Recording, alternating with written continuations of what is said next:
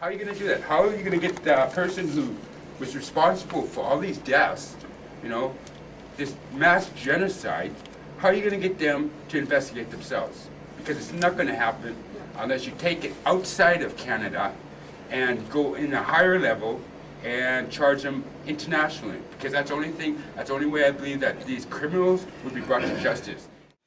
Hello and welcome. My name is Kevin Ann at Eagle Strong Voice, and I'm the advisor to the Citizens Prosecutor's Office of the International Common Law Court of Justice.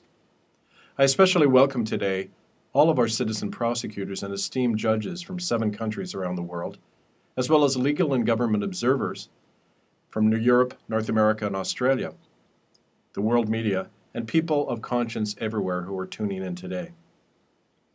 Our court came into permanent session early in November to address the first case in our docket, in the matter of intentional genocide by church and state in Canada, and the guilt and liability for crimes against humanity on the part of the officers of the Vatican and the Roman Catholic Church, the Anglican Church, and the United Church of Canada, as well as the Government of Canada and the Crown of England. The opening session of our court, posted at www.itccs.org, reveals considerable evidence to prove beyond any reasonable doubt that all of the first 3 of 5 definitions of genocide established under international law occurred deliberately and with a premeditated purpose in the Indian residential school system and Indian hospitals established and run by these churches and governments in Canada for over a century. In the weeks since that first session of our court, and because of the wide public exposure that our work has received around the world, our prosecutor's office has been deluged with new evidence from many dozens of men and women who survived the horror of Indian residential schools across Canada.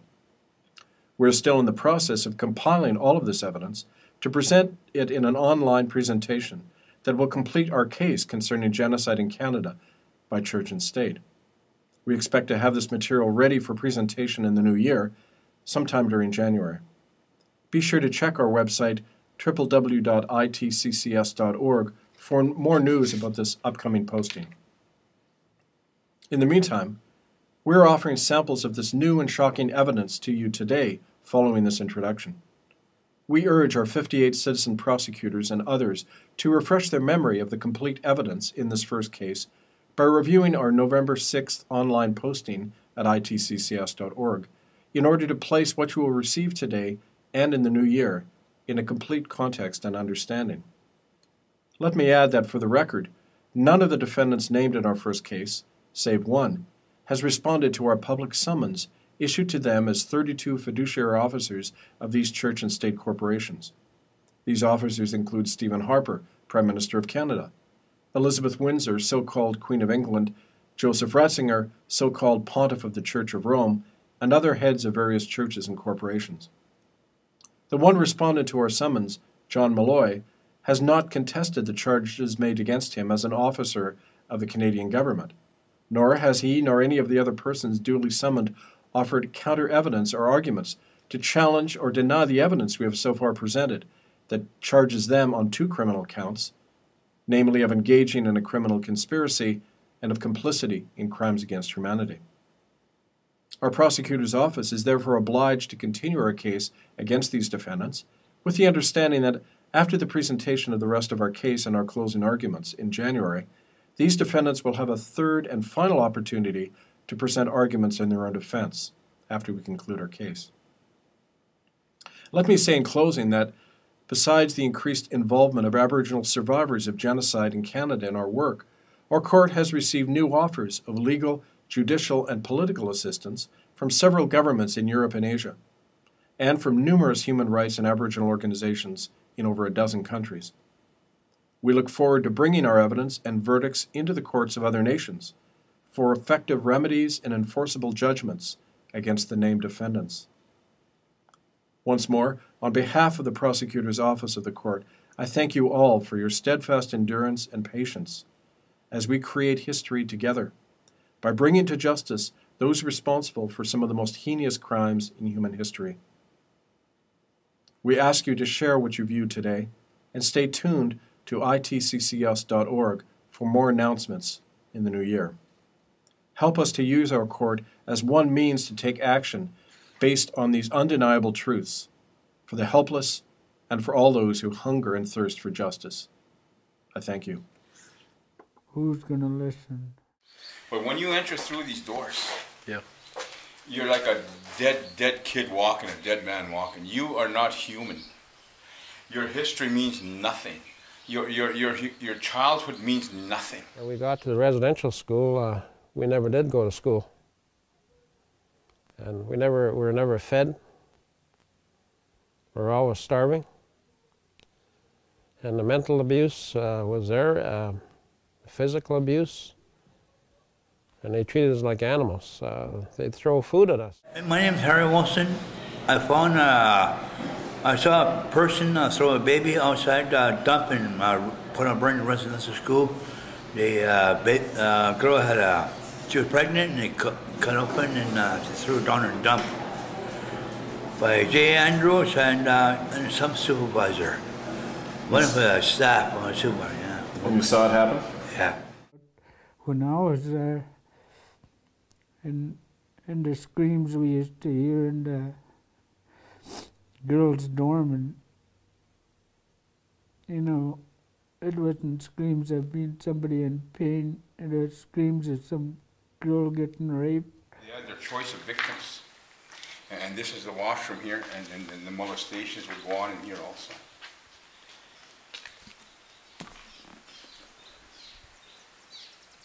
And there was absolutely no place. The children were absolutely defenseless. The RCMP, even if they were told, they wouldn't have come. There's no record of the RCMP ever laying one charge against the pedophiles, against the people who assaulted us and assaulted our friends. I mean, beat them down. This is not just a few slaps on the wrist here. Boards, 2x4s, whips, anything, even shovels. And not one charge has ever been made. And we don't know, because I didn't go to school here, and we don't know where the graveyard is, and we don't know where the bodies are. But if it's like Brandon, we know that there's bodies out there.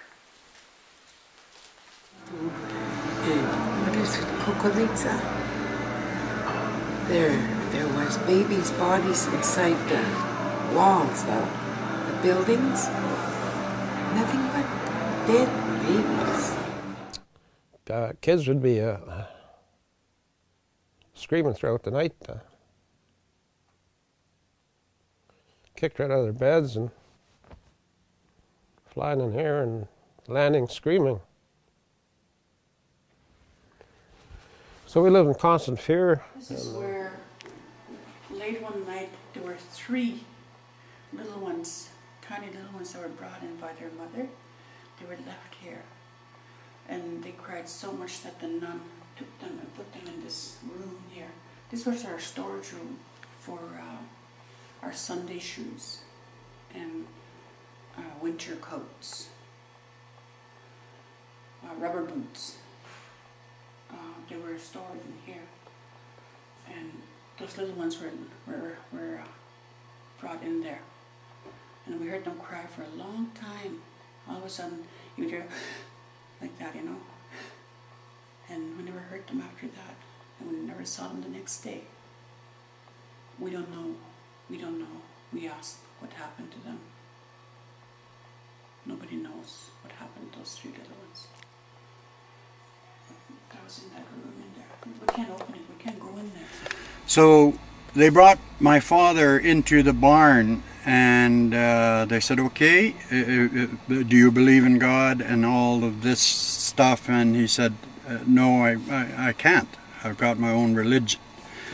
And they said, okay, fine. And they stripped him down naked. They sat him on a chair, tied his hands down, tied his feet down, spread his legs apart, and used probably one of the first cattle prods, electric cattle prods. And there was a lot of electricity going through it, because Dad said there was a huge cable at the end of it, and they just had a big round thing at the head of it, and they just touch him with it, and they just barely touched his penis, and his penis immediately flew up into the air, and he didn't scream out. He would not scream, but he said the pain literally went through his whole body. The electric shock went through his whole body, and they did this about 10 times to him,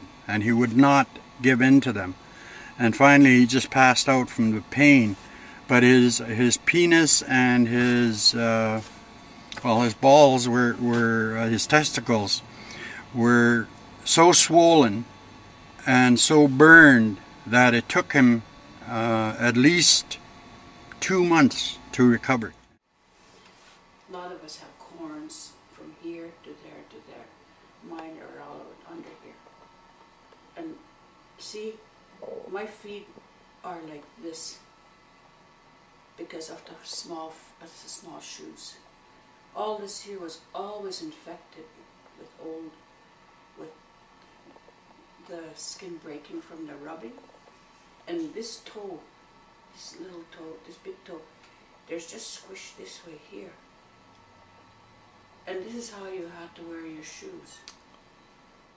They should declare it a national site of tragedy or something. They should declare this place, you know, a monument to the churches and Canada's spiritual adultery and to the genocide they committed. If there was ever a place, this should be it. There's absolutely no reason for these places, none whatsoever, except one thing: genocide.